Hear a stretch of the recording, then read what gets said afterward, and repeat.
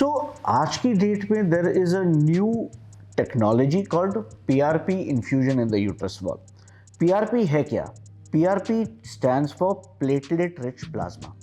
Now हर किसी के शरीर में होता है ब्लड। अगर आप ये ब्लड निकालें तो ब्लड में अलग अलग कंपोनेंट्स होते हैं। There is red blood cells यानी लाल खून cells, white blood cells, and एक होता है पीला खून जिसको बोलते हैं हम प्लाज्मा। ना ये पीला खून जो है इसमें प्लेटलेट्स और हजारों की संख्या में ग्रोथ फैक्टर्स होते हैं।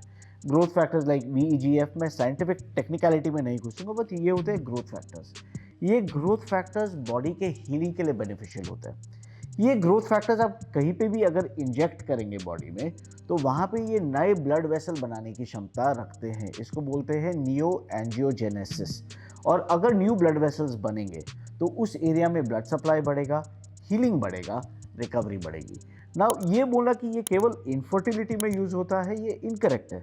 ओके, पीआरपी टेक्नोलॉजी जिसका हेयर लॉस होता है वहाँ पे भी यूज होता है स्कैल्प में। किसी के जॉइंट डीजनरेशन होता है तो आर्थ्रोस्कोपी से जॉइंट रीजनरेशन में भी यूज होता है। और ये चीज़ डैमेज यूट्रस लाइनिंग के लिए भी यूज होता है। सो कई बार अगर यूट्रस की वैस्कुलरिटी पुअर है, जो कि हमें कई बार सोनोग्राफी, डॉपलर, 3D स्कैन में समझ में आ जाता है, तो हम लेडी को एम्ब्रियो ट्रांसफर से पहले एक बार हॉस्पिटल में एडमिट करते हैं। उनका हम एक हिस्टेरोस्कोपी करते हैं। हिस्टेरोस्कोपी का क्या मतलब होता है कि एनेस्थीसिया में नीचे से हम कैमरा यूट्रस में डालते हैं, ये देखने के लिए कहीं पे दीवारें चिपकी तो नहीं है। अगर चिपकी है तो वो अडेशंस हमें क्लियर करने, वो जाले हमें निकालने हैं।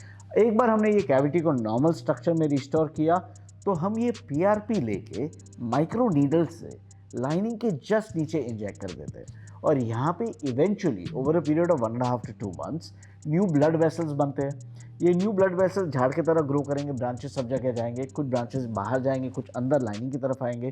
और फिर जब हम यही टैबलेट्स खाएंगे 2 महीने बाद लाइनिंग बढ़ाने के लिए, ये टैबलेट्स की डिलीवरी लाइनिंग तक ज़्यादा जाएगी, लाइनिंग की थिकनेस बढ़ेगी, यूट्रस का वैस्कुलरिटी बढ़ेगा, एंड इससे हमारे इम्प्लांटेशन चांसेस कई बार इंप्रूव होते हैं, मिसकैरेज के चांसेस कम होते हैं। नाउ हमारे पास इतने पेशेंट्स हैं जो ये टेक्नोलॉजी से बेनिफिट कर चुके हैं कि मैं आपको यानी क्या ही बताऊं। ऐसे पेशेंट्स आए हैं हमारे पास, कुछ डॉक्टर्स आए, गायनेक्स आए हैं, उनका नाम तो मैं ले नहीं सकता, ओके, बट वो दूसरी जगह आईवीएफ करा चुके थे, ठीक है, और उनका फेलियर हुआ था, उनके एग भी कम निकले थे, ओके, उनका यूट्रस का लाइनिंग भी पतला था, और उनको वर्डिक्ट ये दे दिया था किसी ने कि आपको सरोगेसी करना पड़ेगा, आपके यूट्रस में प्रेगनेंसी की कैपेसिटी ही खत्म हो चुकी है, और वो भी एग डोनर यानी किसी और के एग के साथ, आपके एग्स भी एंडोमेट्रियोसिस के कारण वीक हो चुके हैं।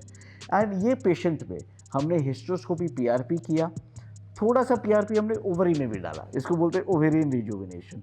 और वही पेशेंट जिसके प्रीवियस साइकिल में 3 या 4 एग निकले थे, अगले सिटिंग में हमें 12 एग मिले, 12 एग में 8 सुंदर एम्ब्रियो बने, पहले एम्ब्रियो ट्रांसफर में कंसीव हुई, ट्विंस हुए। आज की डेट में शायद वो बच्चे 4 महीने के होंगे, और वो गायनेक कपल है, ओके, बहुत इटर्नली ग्रेटफुल रहता है। सो ऐसे ऐसे भी स्टोरी होते हैं। तो ये टेक्नोलॉजी का मार्वल है कि सही चीज़ करने से हम कई कॉम्प्लिकेटेड चीज़ें यानी बचा सकते हैं।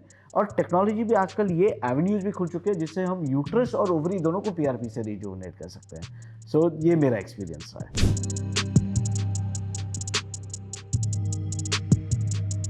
सरोगेसी एक ऐसी चीज़ है जो बहुत बेनिफिशियल भी है, और जिसका अगर यूट्रस नहीं है तो उनके पास इसके अलावा कोई ऑप्शन ही नहीं होता। बट इन मेजॉरिटी सिचुएशन जहाँ पे लेडी का यूट्रस का लाइनिंग पतला है और इसलिए वो प्रेग्नेंट नहीं हो रहे हैं, मेरे एक्सपीरियंस में ऑलमोस्ट 80% पेशेंट्स में by just doing uterine rejuvenation with hysteroscopy PRP, और इसमें कभी कभी 2 सिटिंग भी लग सकते हैं, सरोगेसी अवॉइड किया जा सकता है। और इस तरीके से हमने यानी कम से कम 300-400 पेशेंट्स को हेल्प किया होगा जो ऑलरेडी प्रेग्नेंट हो चुके हैं, जो प्रीवियसली आईवीएफ फेलियर पा चुके थे because of thin lining. Okay, so I think this is something that should definitely be done.